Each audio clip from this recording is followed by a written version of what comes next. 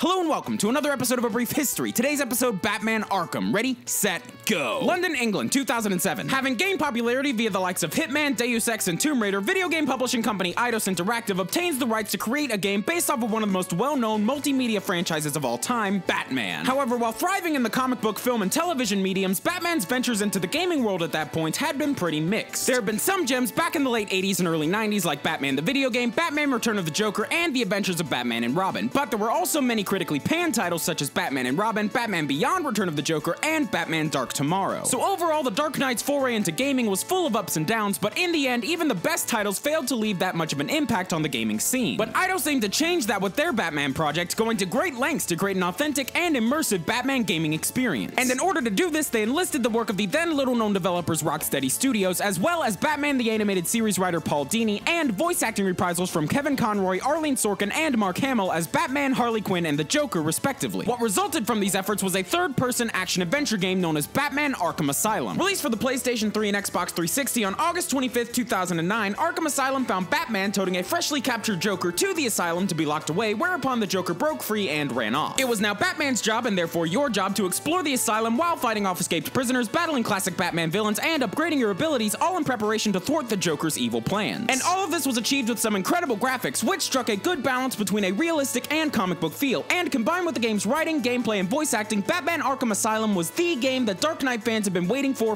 years. Arkham Asylum released to critical acclaim, receiving average review scores of 91% across both versions. And on top of this, the game later saw a Game of the Year edition re-release, as well as ports for both Mac and PC. In fact, Arkham Asylum was so well praised that it set a Guinness World Record for the most critically acclaimed superhero game ever. However, it wouldn't keep the spot for long, being replaced in 2011 by its own sequel, Batman Arkham City. Because of course they were going to make a sequel. You don't get that kind of critical acclaim and then not make a sequel afterwards. Once again developed by Rocksteady, Batman Arkham City was released for PS3 and Xbox 360 on October 18th, 2011, with a PC version released a month later and Wii U and Mac versions released the following year. Arkham City built upon the foundation set by Asylum by adding in a much greater and more expansive sandbox overworld, which allowed for a far more open-ended experience filled with side missions and hidden collectibles while still maintaining and even refining the feel and style of its predecessor. City also stood out by introducing new playable characters such as Catwoman in the main campaign, as well as Robin and Nightwing via DLC. And as I alluded to earlier, Batman Arkham City was an even bigger hit than Arkham Asylum, mainly due to its upgraded formula and much deeper storyline. Critical reception for the game was near perfect, with 9 out of 10s and 10 out of 10s across the board, eventually seeing yet another Game of the Year re-release. Also, if you haven't heard the Panic at the Disco song Mercenary from the Batman Arkham City soundtrack, it's one of the best songs they've ever written and I highly recommend it. So by this point, Rocksteady had essentially created the two quintessential Batman games, and gamers the world over were begging for more. However, what they got was a little bit different than what they were expecting, and on October 25th, 2013, Batman Arkham Origins was released worldwide for all 3 consoles and the PC simultaneously. A prequel to Arkham Asylum, Origins did not feature writing from Paul Dini, the classic Batman the Animated Series cast had been replaced, and most importantly, the game was developed by Warner Bros. Games Montreal and not Rocksteady. Now, despite all of this, the game still retained the stealthy action-adventure sandbox formula from Arkham City, and even introduced a few new components such as a fast travel system and a multiplayer mode. However, this became one of the main sources of Origins' criticism, with many claiming that the game just didn't do enough different from Arkham City to move the series forward, and that it simply felt like a rehash of its predecessor. On top of that, the multiplayer mode was criticized for being both unnecessary and poorly executed. Not to mention the fact that upon release, the game was found to contain a notable amount of bugs and technical issues that would later be patched up. But despite all of this, Batman Arkham Origins still garnered an average to positive reception from fans and critics alike. Now, on the other hand, where Arkham Origins may have been too similar to Arkham City, there was another Batman Arkham game released alongside Origins that was completely different than any other game in the series. This game was known as Batman Arkham Origins Blackgate and was released for Nintendo 3DS and PlayStation Vita, making it the first and so far only handheld game in the series. The biggest change found in Blackgate, which subsequently affected all other design aspects of the game, was its perspective. Developer Armature Studios chose to forego the third-person 3D perspective of all other games in the series in favor of a 2.5D side-scrolling perspective, even though games like Uncharted Golden Abyss and The Legend of Zelda Ocarina of Time 3D showed that these portable systems were capable of handling console-quality games such as the Arkham series. But that being said, 3D home console games receiving side-scrolling portable spin-offs is not uncommon, especially nowadays, and the idea of a 2.5D Metroidvania-style Arkham game was very exciting to fans of the series. Unfortunately, Blackgate was met with an incredibly mixed response, with main points of criticism being the game's repetitive level design, backtracking, and navigation and control difficulties caused by the 2.5D perspective. But critical reception aside, Blackgate still received a deluxe edition downloadable home console re-release for the Wii U eShop, PlayStation Network, Steam, and Xbox Live Arcade. So the Batman Arkham series had hit its first couple of snags, but things seem to be getting back on track with the announcement of the highly anticipated next latest entry in the series, Batman Arkham Knight. This game saw the return of Kevin Conroy as Batman, was the first Arkham game released exclusively for current-gen consoles, and most importantly, it was developed by Rocksteady Studios. So Arkham Knight already had a lot going for it, being touted as one of the best and most hyped-up games from E3 2015. And on June 23rd, 2015, the game was released worldwide for PlayStation 4, Xbox One, and PC. Picking up where Arkham City left off, Knight is the first game in the series to feature Harley Quinn and Batgirl as playable characters via DLC, as well as a dual-play character switching feature during combat, and a fully drivable, weapon-equipped Batmobile. Though overall, the game is still very much in line with the games that came before it, simply refining the already established combat and design. And this approach was reflected in the game's review scores, for Arkham Knight saw the return of critical acclaim to the franchise following the mixed response to Arkham Origins and Blackgate. Or at least, the console versions did. You see, Rocksteady chose to focus the majority of their efforts on the PS4 and Xbox One versions of the game while outsourcing the PC port to Iron Galaxy Studios. And upon release day, gamers reported an alarming amount of technical issues with the PC port's frame rate, texture resolution, and overall performance. Essentially, Batman Arkham Knight for Microsoft Windows PC just wasn't finished. And the complaints came rolling in on Steam, with thousands upon thousands of reviews completely panning this port of the game. In response to this overwhelming backlash, Warner Bros. Interactive Entertainment had Arkham Knight sales on Steam suspended until they could patch up all the game's bugs, in addition to issuing refunds to those who had purchased the game. However, in the meantime, the console versions of Arkham Knight have performed and sold extremely well, with Mac and Linux versions scheduled for a fall of 2015 release. The Batman Arkham series is arguably one of the most successful lines of games based on a comic book franchise ever created. From its incredible attention to detail, tight gameplay, immersive stories, and touches of fan service, this series is widely considered to be the quintessential Batman video game experience. But I mean, let's be honest, it wasn't really competing with much. And outside of the main series of games, Batman Arkham has seen 2 mobile spin-off games with a third on the way, and inspired multiple comic books and even an animated movie. But one of the most important messages that this franchise has sent, either directly or indirectly, is that in the modern gaming industry and in the right hands, licensed video games can be just as consistently high quality and successful as any other AAA release, even if there are a few bugs here and there. Thanks for watching, guys.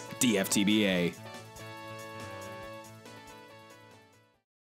So I'm sure that by now most of you have heard of Loot Crate. It's a really cool service that sends you a box full of nerdy memorabilia every single month. And the boxes they send you tend to feature everything from t-shirts and posters to toys and comic books with a different theme every month. And about a year ago, in August of 2014, Loot Crate's theme was heroes. And if movies have taught us anything, it's that virtually everything involving heroes gets a sequel. That's why this month, Loot Crate is bringing you the Heroes 2 Crate, containing merchandise from the likes of Star Trek, The Legend of Zelda, and of course the DC Universe. So if that sounds interesting to you, then you are in luck. For if you go to lootcrate.com/theorist and use the code theorist at checkout, not only can you get this Loot Crate, but you can also save some money in the process. So you get a box full of merch from some big name franchises, you save some money, and in doing so, you also help out the Brief History show, which would be greatly appreciated. So remember, lootcrate.com/theorist, check out code theorist, awesome box of stuff. And I know I said it already, but until next time, thanks for watching, guys. DFTBA.